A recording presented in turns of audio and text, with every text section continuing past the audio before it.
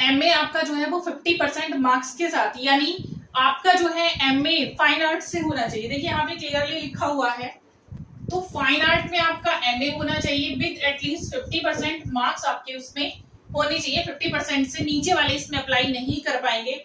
Second, इसमें जो आपकी शर्त है वो है बीएड आपका कंपलसरी है, ठीक है, रिकॉग्नाइज्ड यूनिवर्सिटी या बोर्ड से आपका होना चाहिए, ठीक। तो एमए हुआ आपका फाइन आर्ट्स में, और उसके बाद 50% मार्क्स आपके होने चाहिए, और आपका बीएड हुआ प्लस आपका एचटेट हो। एचटेट इसेंशियल क्वालिफिकेशन में है, ठीक है, इसेंशियल क्वालिफिकेशन में एचटेट आपका रहेगा, और आपका एमए तो आपका होना ही चाहिए, और साथ में बीएड भी होना चाहिए। अब ये बाकी सब्जेक्ट की वैकेंसीज हैं, इसमें आप देख सकते हैं सारे सब्जेक्ट की दे रखी हैं, लैंग्वेज की भी है, तो लैंग्वेज से रिलेटेड भी वैकेंसीज यहाँ पर हैं। अब यहाँ से दे रखा है क्लोजिंग डेट, तो मैंने आपको बता दी थी 14 अगस्त है, 14 अगस्त तक आपके जो फॉर्म फिल होंगे।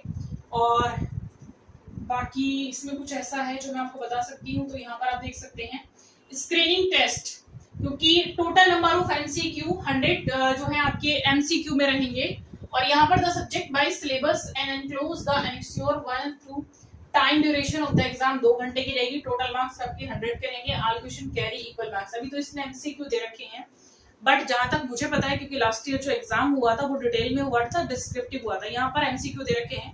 हो सकता है ये कोई रीजन जो है वो बाद में आए, ठीक है। चलिए इसको अभी हम छोड़ देते हैं, क्योंकि ये नहीं कह सकते कि वो उस टाइम भी वो जो आपका हुआ था चेंज वो बाद में ही हुआ था। Each question will have 5 option, A B C D E है, तो ऑप्शनल आपकी बार एमसीक्यू दिए तो रखा है इन्होंने। अब देखते हैं आगे क्या होगा, ठीक है। तो चलिए यहाँ से देखिए, आपको वैकेंसी का मैंने बता दिया है। अब इसमें सब्जेक्ट नॉलेज टेस्ट है, टाइम ड्यूरेशन एग्जाम आपकी 3 घंटे की है, टोटल मार्क्स 150 की है। सब्जेक्ट का जो आपका कंसर्न सब्जेक्ट है उसका जो ड्यूरेशन होगा वो 3 घंटे का होगा, टोटल मार्क्स 150 होंगे, मतलब इन्होंने फर्स्ट पेपर और सेकंड पेपर दे रखा है।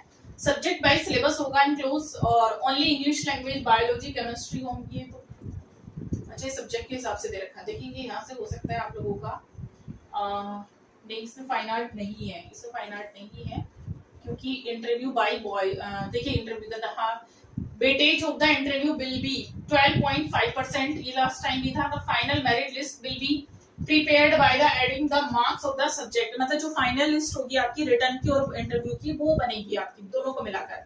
In case music, physical education or fine arts skill test will be held first and foremost.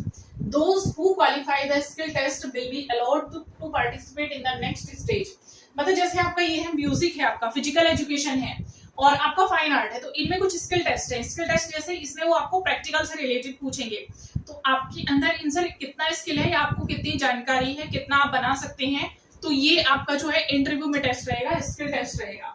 इनके जो इंटरव्यू होंगे वो अलग तरीके से होते हैं। स्केल पे 47,600 दे रखा है यहाँ पर, और ये तो चलिए बात की चीजें हैं।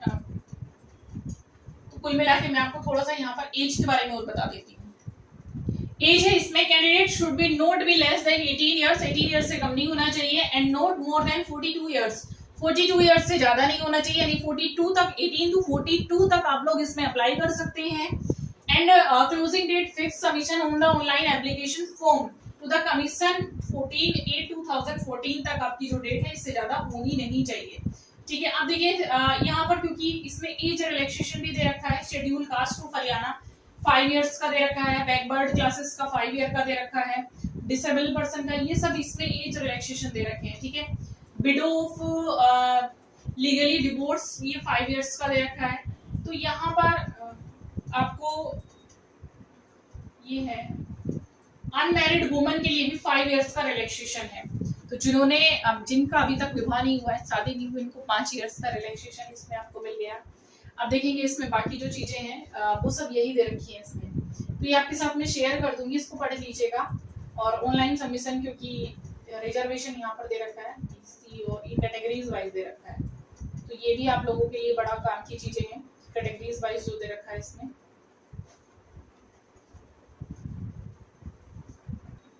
एप्लीकेशन जो फी है इसमें वो 1000 से स्टार्ट होती है, और कैटेगरीज वाइज वो कम हो गई है। अब देखिएगा, ये तो मैंने एक इन्फॉर्मेशन आपको बता दी है। अब क्योंकि मैंने बताया था लास्ट टाइम जो इसका पेपर हुआ था पीजीडी का, वो कुछ ऐसा हुआ था कि डिस्क्रिप्टिव हुआ था, अब इसमें एमसीक्यू दे रखा है, तो इस चीज को मैं अभी श्योरली नहीं कह सकती, क्योंकि इंटरव्यू में स्किल टेस्ट भी दिया हुआ है, तो तो हो सकता है वो चेंज हो जाए। अभी जो आपको अप्लाई करना है इसमें, वो सिर्फ ये अप्लाई करना है कि जिन लोगों ने बीएड किया है, एमए किया है, एस्टेट किया है, वो लोग अप्लाई कर सकते हैं और वो लोग अपनी प्रिपरेशन तैयार करेंगे। तैयार ही अभी से कर दीजिएगा ताकि आप लोगों का जो एग्जाम है, क्योंकि एग्जाम पीजीटी लेवल का, इसमें ठीक ठाक आता है लेवल जो आता है, ऐसा नहीं कि बहुत इजी सा लेवल आएगा, तो उस हिसाब से प्रिपरेशन भी करना है। तो इसके बाद जो इसका सिलेबस रहेगा या इसकी जो और भी अधिक जानकारी रहेगी, मैं टाइम टू टाइम आप लोगों तक पहुंचाती रहूंगी। फिलहाल आज के लिए इतना ही। Thank you so much.